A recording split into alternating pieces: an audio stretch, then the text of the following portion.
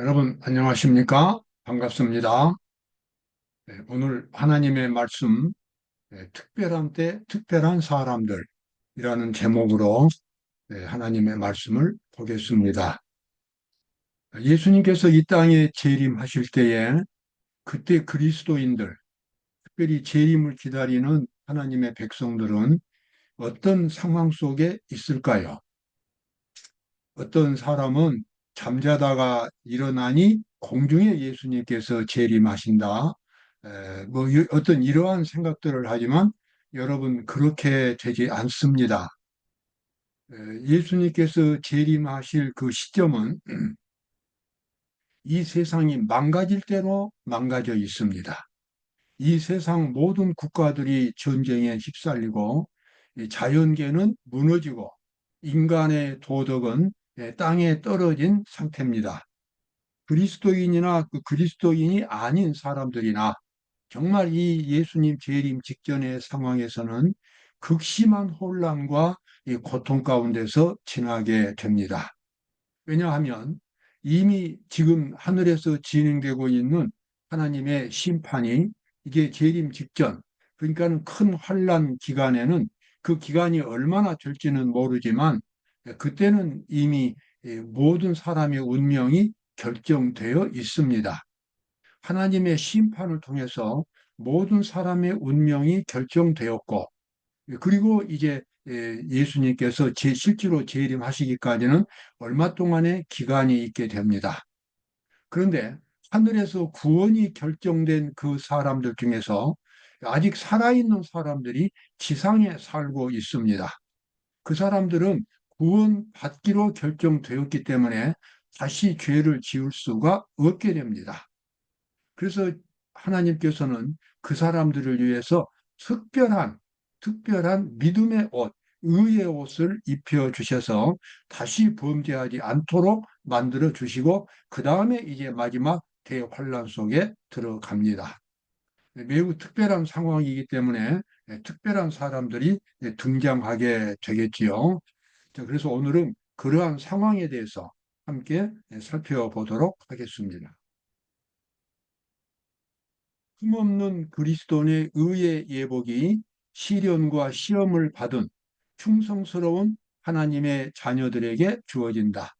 멸시를 받은 남은 무리들은 영광스러운 의복을 입고 다시는 세상의 부패로 더럽혀지지 아니한다.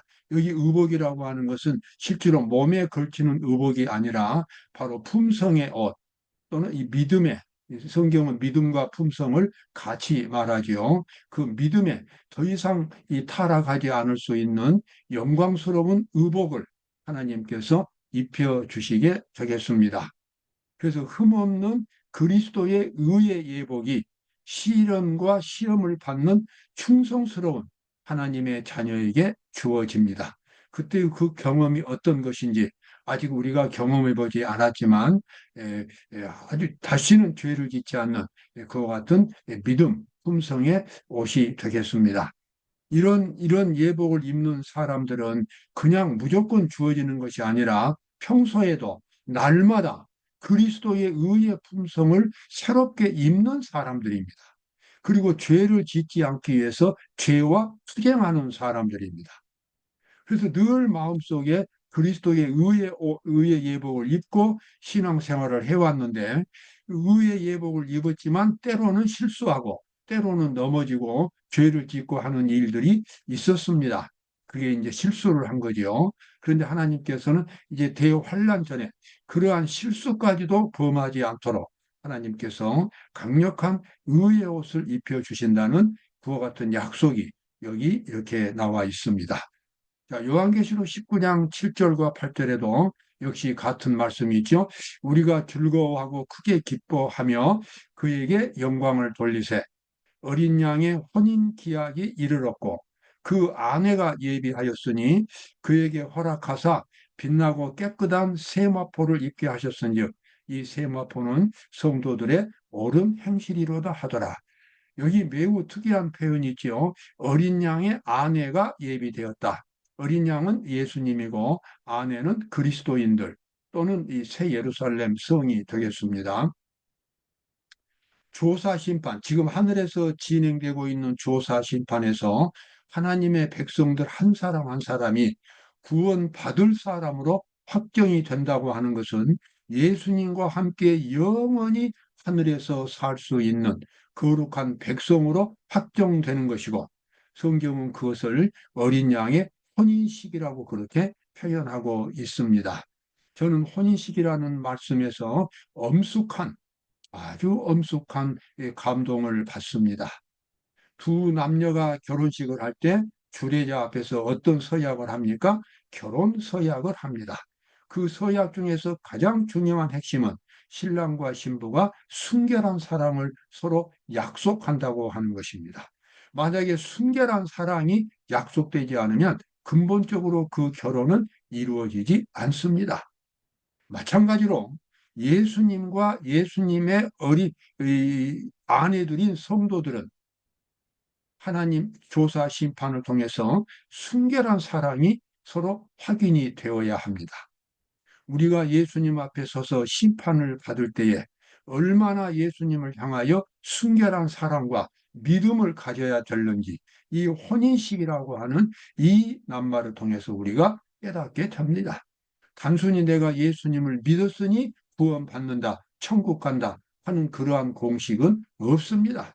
그 믿음이라고 하는 것은 하나님 앞에 가장 순결한 사랑과 믿음, 사랑과 신앙생활을 할 수 있는, 예수님과 함께 있을 수 있는, 천국에 가도 그 인격이, 그 사람의 품성이 천국과 어울리는 그 같은 믿음을 가진 사람이 되어야만 조사 심판이 통과되고, 그리고 영생이 주어지게 되겠습니다.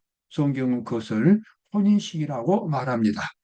자, 마태복음 22장 11절, 성경 요한계시록 마지막 장이지요. 모든 사람의 운명이 결정된 뒤에 하늘에서 예수님이 최종적으로 내리는 이제 선언입니다. 불의를 하는 자는 그대로 불의를 하고, 더러운 자는 그대로 더럽고, 의로운 자는 그대로 의를 행하고, 거룩한 자는 그대로 거룩되게 하라. 아주 엄숙한 표현입니다. 여러분, 지금 아직도 이 표현은, 이 선언은 내려지지 않았습니다. 그래서 지금은 구원받을 시기입니다. 은혜의 시기입니다. 우리는 이 황금 같은 귀중한 시간, 영생을 가꿀 수 있는 이 귀중한 시간을 결코 허비해서는 안 될 것입니다. 그리고 마침내 이제 하늘에서 예수님의 중보 사업, 죄인들을 구원하시는 그 구속 사업이 이제 마감이 됩니다. 하나님의 영광과 능력을 인하여 성전의 연기가 가득 차매, 성전의 연기가 가득 찼다고 하는 것은 하나님의 거룩함으로 충만해지는 그런 상황을 표현하고 있습니다. 일곱 천사의 일곱 재앙이 마치기까지는 성전에 능히 들어갈 자가 없더라. 성전에 들어가지 못한다고 하는 것은 죄인들이 그 성전 안에 들어가서 구원을 받는 것을 의미합니다.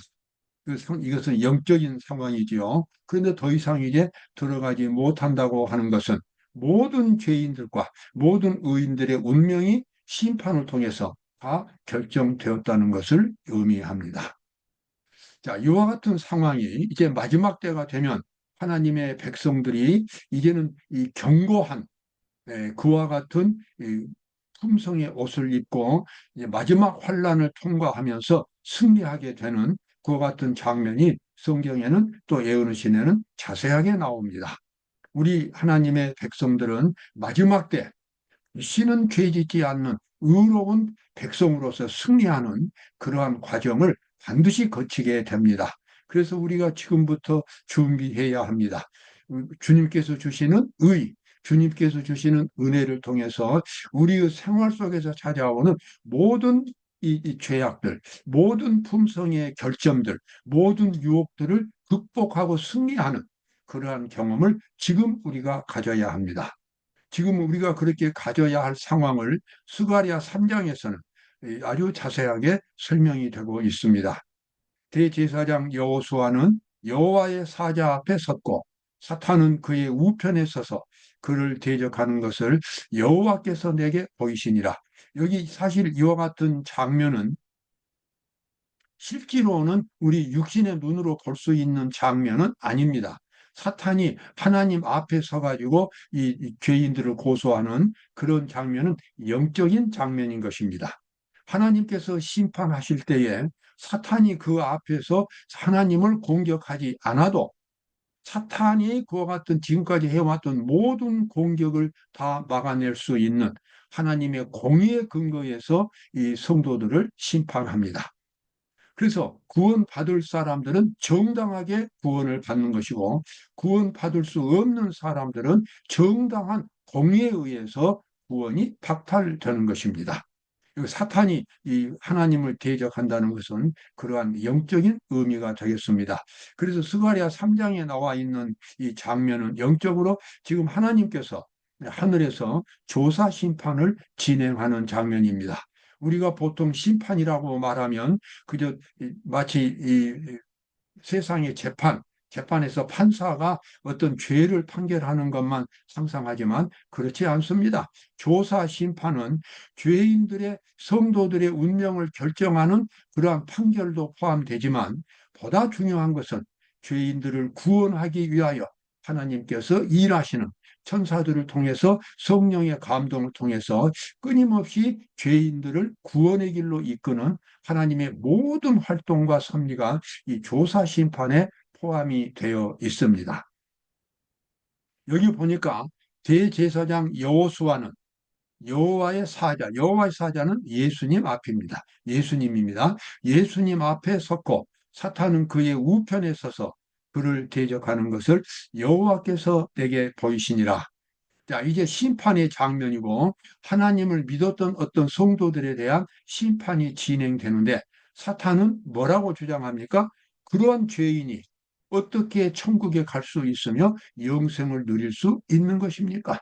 자기와 자기 부하들인 악령들, 사탄과 악령들은 죄를 지었기 때문에 하늘에서 추방되었는데 이렇게 죄를 지은 죄인들이 어떻게 하늘 궁정에 다시 들어갈 수 있으며 영원히 살 수 있다는 것입니까? 바로 이것이 사탄이 공격하는 그 초점입니다. 하나님은 그에 대해서 사탄에게 대답할 말을 준비해 놓으셨습니다. 여호와께서 사탄에게 이르시되 사탄아 여호와가 너를 책망하노라. 이는 불에서 꺼낸 그슬린 나무가 아니냐 하실 때에 여호수아가 더러운 옷을 입고 천사 앞에 섰느니라. 여기 더러운 옷이라고 하는 것은 더러운 품성을 가리킵니다. 온전하지 못한 품성입니다. 우리 신자들 중에서 간혹 품성의 완전을 강조하는 신자들이 있습니다. 그 품성의 완전, 그것은 성경과 애언의 신이 강조하는 것입니다. 그러나 그 근본적인 의미를 깊이 이해를 해야 합니다. 그것은 성장된, 변화된 인격으로서의 품성이 아니라 끊임없이 그리스도를 바라보면서 살아가는 그 사람의 믿음을, 완전한 믿음을 여기서 이 옷으로 표현하고 있는 것입니다. 하나님께서 우리를 심판하실 때에 우리의 완전과 헌신에 의해서 생성된 우리의 변화된 인격, 이러한 것들을 함께 보시는 것입니다. 여기 예수님이 사탄에게 뭐라고 말씀하십니까? 여호와가 너를 책망하노라. 이는 불에서 꺼낸 그슬린 나무가 아니냐.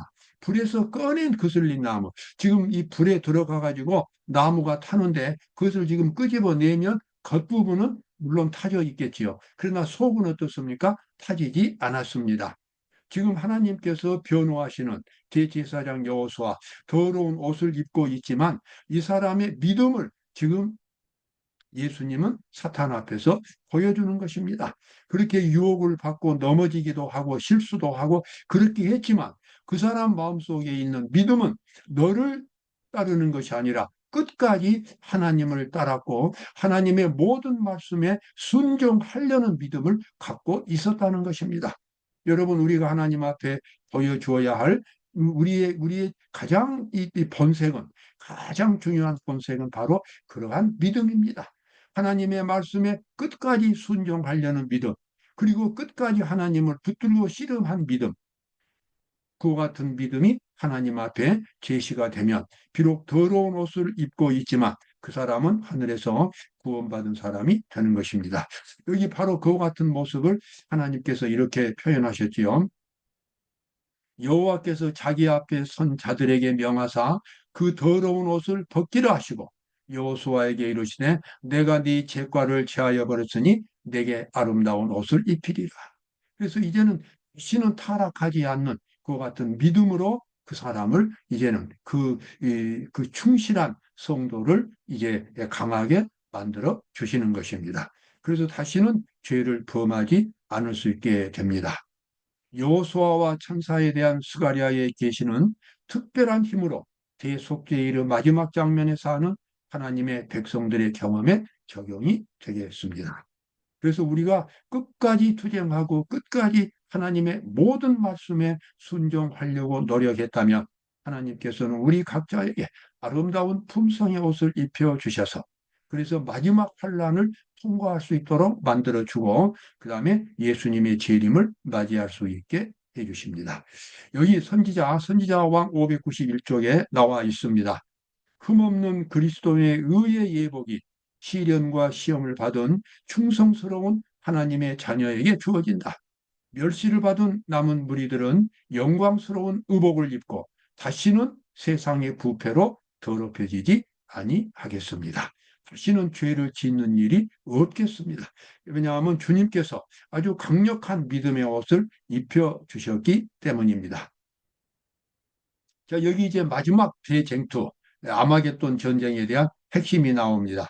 하나님의 백성들이 범죄한 것에 대하여 사탄이 비난하므로 주님께서는 그들을 끝까지 시험하도록 사탄에게 허락하신다.